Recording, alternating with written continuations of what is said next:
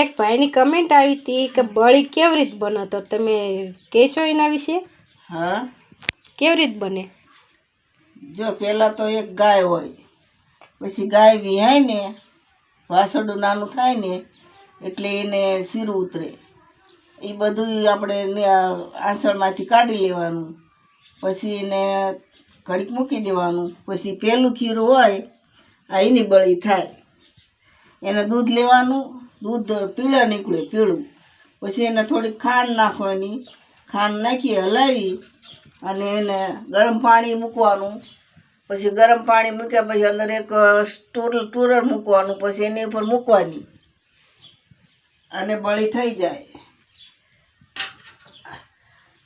આ ઢાંકણ છે 15-20 મિનિટ ખાલી આમ ઢાંકી દેવાનું અને નીચે પાણી આમાં ટબમાં નાખવાનું અને પછી 15-20 મિનિટ પછી આપણી બળી બની.